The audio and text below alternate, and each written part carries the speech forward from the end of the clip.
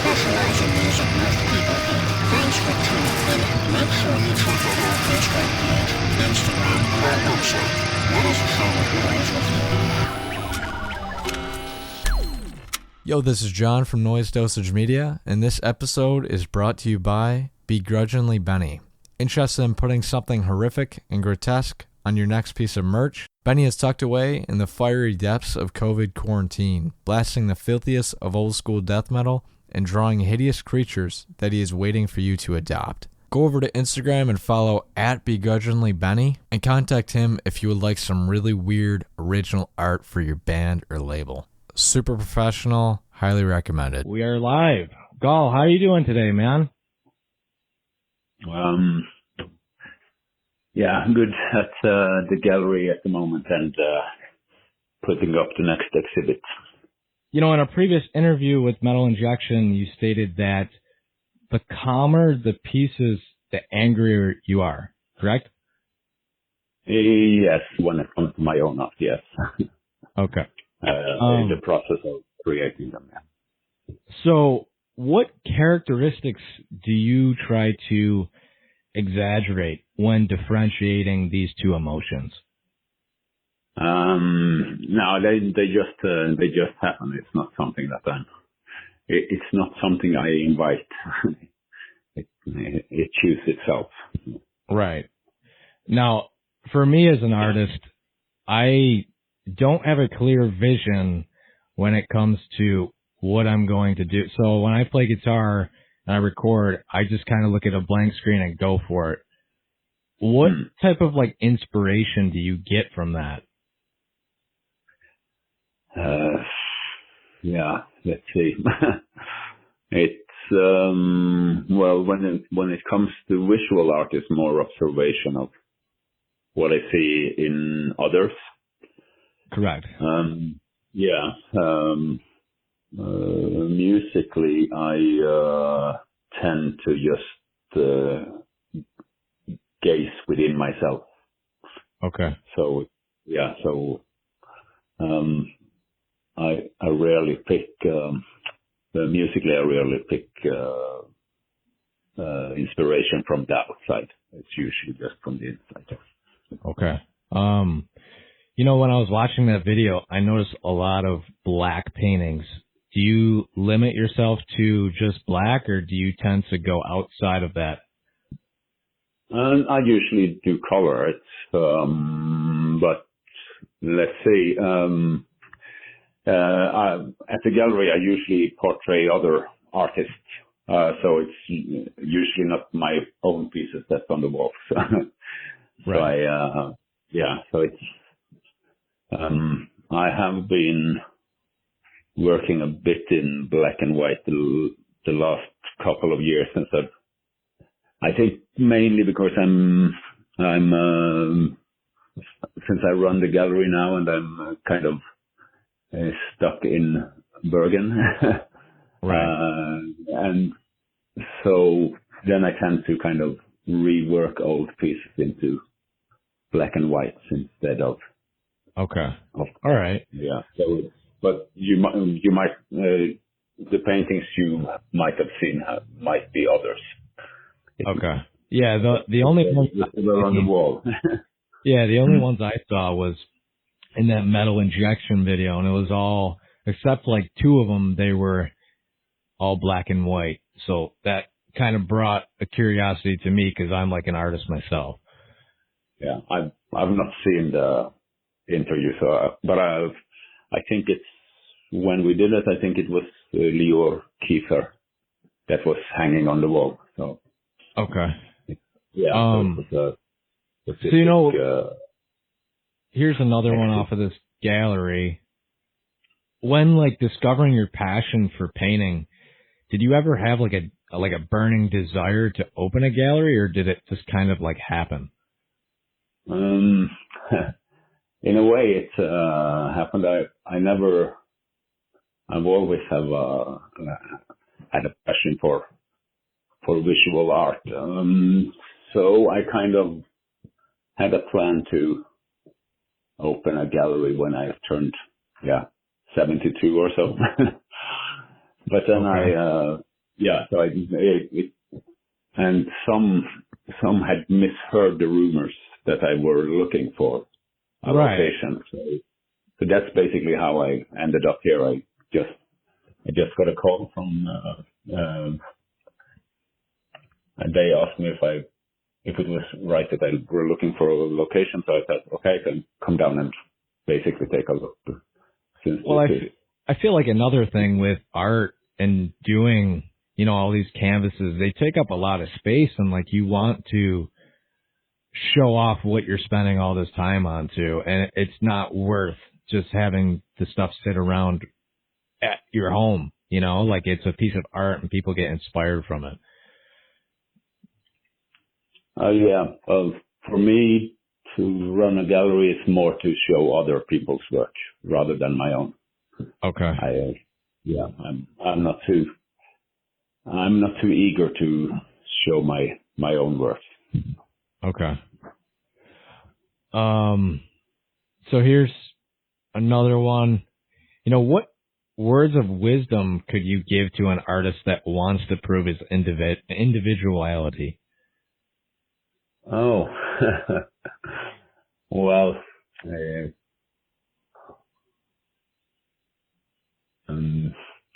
it's a very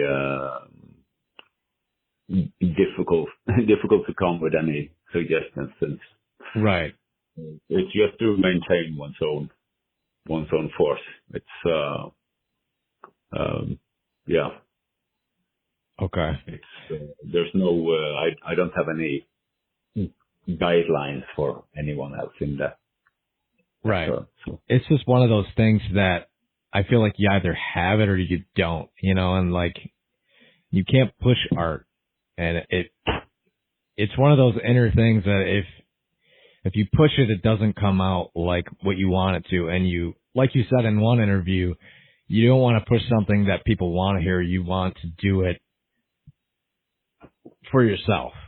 And I really respected that quote, because I feel like a lot of people nowadays do that, and it's sad. It really is. Yeah. Well, a lot of people are like that in general. Way too few people dare to present themselves as themselves. Right.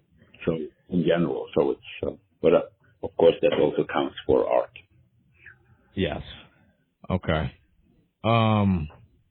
So here's another quote from you that I found online. You said something amongst the terms of like, rather than using fixed set lists an hour before the gig, you'll compromise on like what you feel like performing, correct? Yeah. Yeah. Okay. Is this with every project that you're a part of? Back in the days when I worked with Vardruna, we usually had a set list just because there's so many tracks. Right. Yeah, like all these nature sounds that are swirling around in the background. So then we put up a kind of a set scheme for the whole show. I don't know if they work like that anymore, but that was one of the things that I struggled most with, because you kind of tie yourself up to something that's. Yeah, you have to being a vocalist, I feel like you have to feed off the energy, and if you're not feeling it that night, you're gonna just fumble. Yeah. And I thought that was super interesting, because a lot of, like, even myself, like, that's like the thing that you usually do. Like, you never hear a band to say, "Hey, I'm feeling this, let's do this tonight," because they're like, "Oh, we're going to be rusty."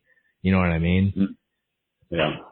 Do you ever have that feeling of like, "Oh no, we're going to be like, I don't know, rusty"? Or do you just bypass that whole thought?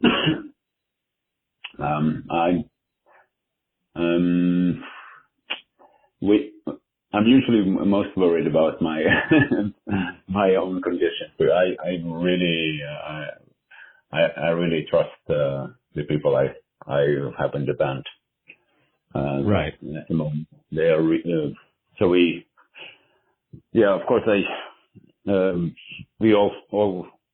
I of course look into how tired they are from previous shows or their conditioning, especially when it comes to the drummer.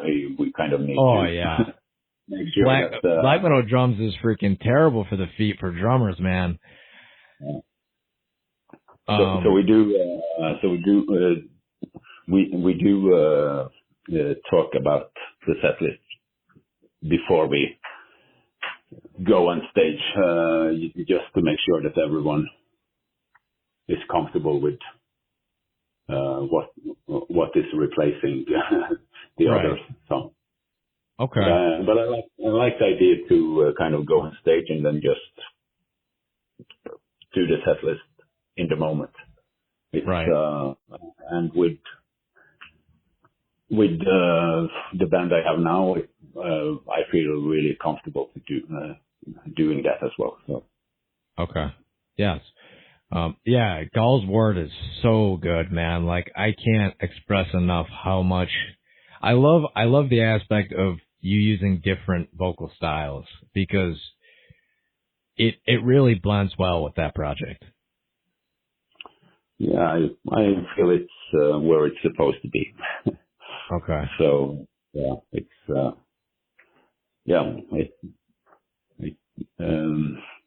it's a complex album, and it needs to have all these different characters to portray what I want to express. Sorry for the delay. I don't know what happened there. No worries. Technology. I'm not a fan of it. What's your opinion on technology? I know that you do not like it. It's not my medium. Yeah. It's very, very complicated, and sometimes it's just not needed. So here's another personal question that I'm pretty curious about this. What factors led to your decision to become vegetarian?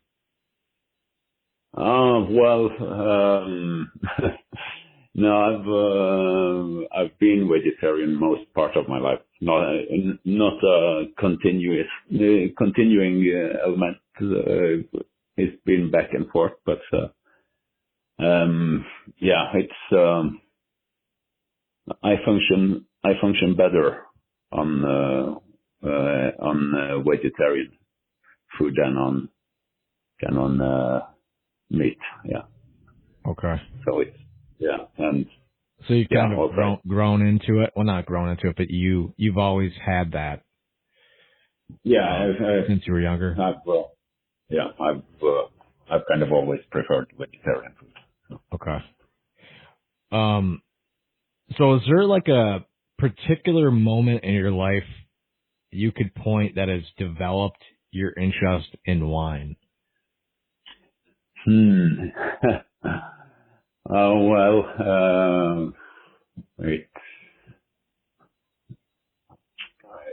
There's different stages, of course. At the moment I'm more into the natural wine element rather than the conventional. Yep. But I did come out of the conventional industry, basically, in the sense of what I used to consume. But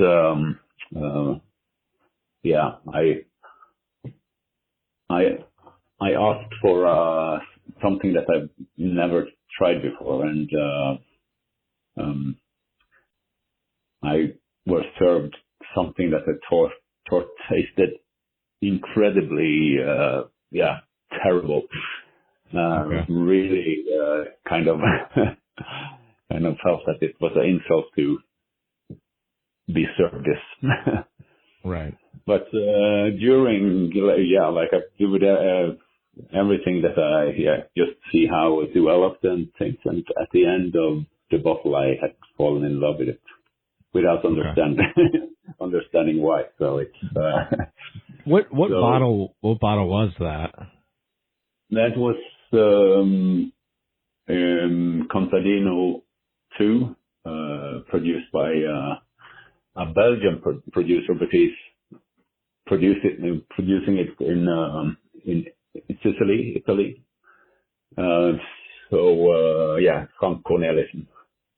Okay. So very different from what you would way more wild back in those days than he was this like a slow, subtle, or like natural development, or like how did this? Was it kind of like the vegetarian thing where you had a taste and then you were hooked? Kind of. This kind of because of the accessibility. It is something that it's continuing evolving all the time. But like your palate is always changing. So you, of course, this is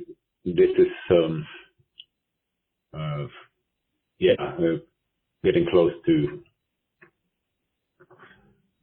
almost 20 years ago. But I started my wine interest started back in 92, 93. But then with more the conventional universe, but it's a long story. Yeah. So I've been told by like fellow like drinkers, so the beer industry, the IPAs and the creative aspect of beer, do you look at wine like that? Like, do you look at it as like an art form, or do you just look at it and just think of a wine? It's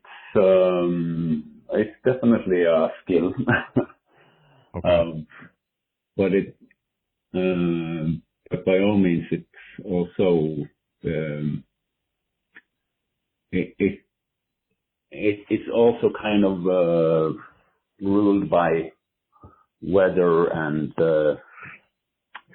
accidents in the form of since most of the wine that I consume is spontaneously fermented. Okay. But by all means, you can. It's always the same producers that end up with the quality. So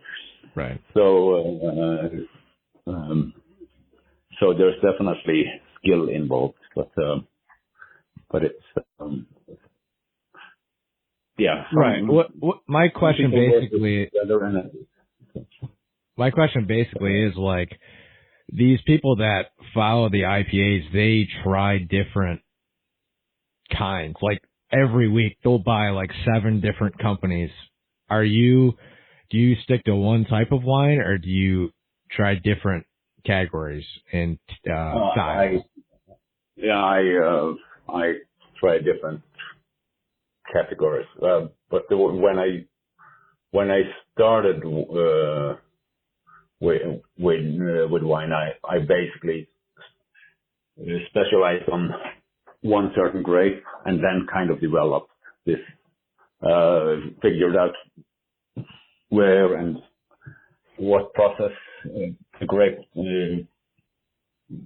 got the best results, and so that's basically how I started. But I like to try all kinds of it's not just one specific kind of wine. Okay. Awesome. Even though I kind of course you fall into some grapes are better than others basically. Right.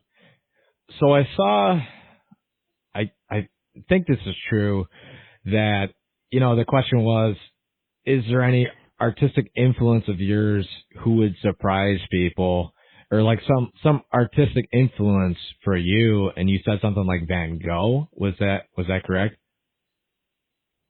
I've kind of never paid too much attention to him. Oh, well, it must have been somebody else. Do you know who it was?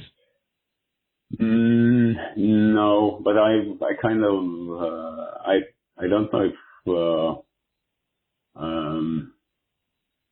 I'm not certain what you're referring to, but, Yeah, I don't know. I think it was some stupid comment, but, my question was to you, is there any like artistic influence that you have that would surprise people?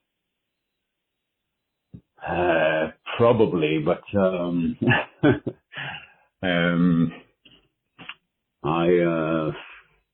yeah, people are easily surprised. Okay. If it's there's so many elements, so it's, Right. yeah, people have a tendency to kind of put everything into one box and One think that basket. that's, Yep. yes. So it's, yeah, and Okay. that's not how I am. Right. So here's a question. This is like my main question that I've been waiting for. What is something that you wish press would ask you? And is there anything on social media that is misunderstood that you like to like address? I lost the last part of, let's see, there's another phone calling now, but, let's see, what was your question? Okay. Well, it's still beeping, so I'll wait a second here. Yeah.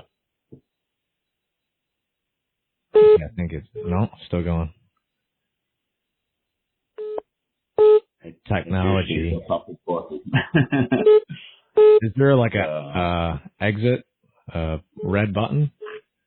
Yeah, but I'm a bit uncertain if, now you can Okay. repeat the question. So what has been something that you wish press would ask you? And is there anything that you feel social media has misunderstood that you like to address?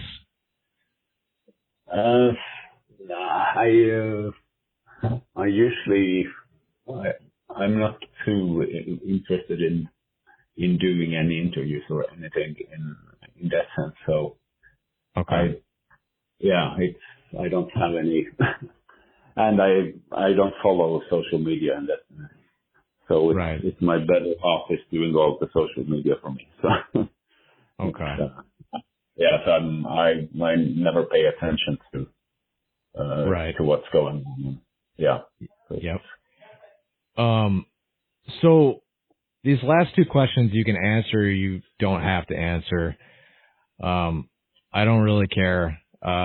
Two of my friends, I asked them, if you had to ask Gaahl something, what would it be? And these are the two questions. So do you find spiritualism an easy process to key into mentally? And was this interview with Vice like a moment when you visited this? Let's see. How can we answer a question like that? But the Vice interview is, I've just been released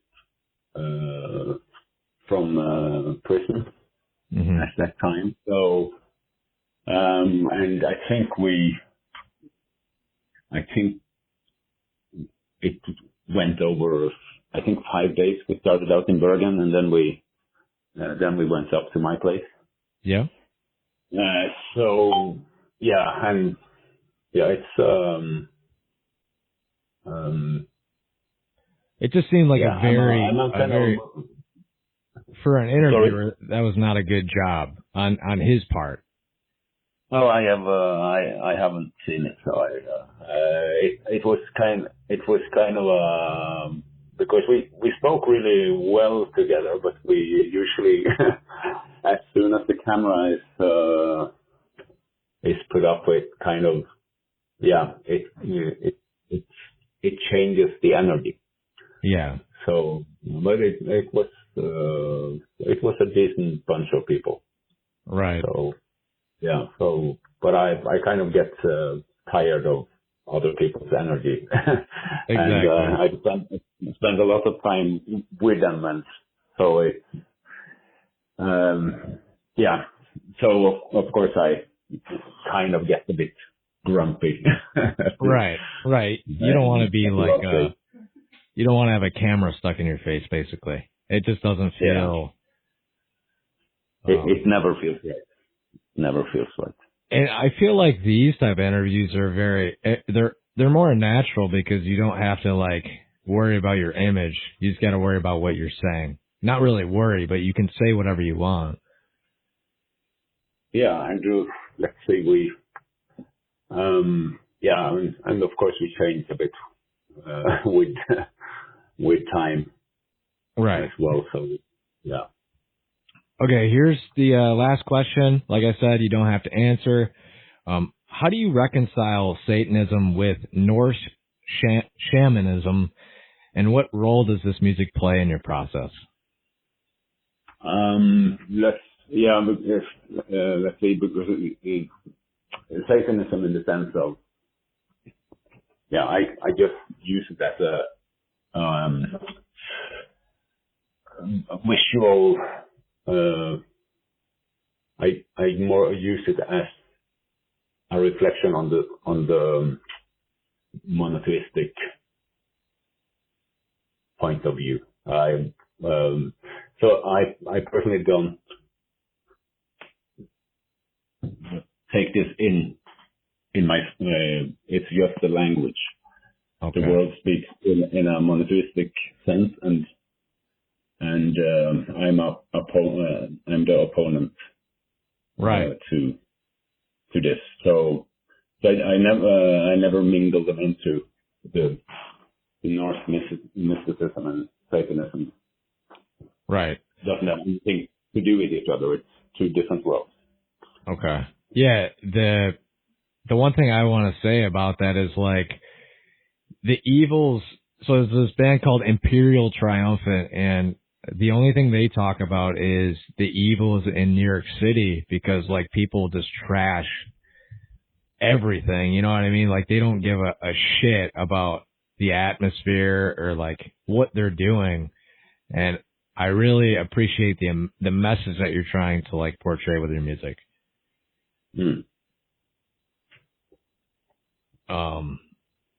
So yeah, I mean, those are my last questions.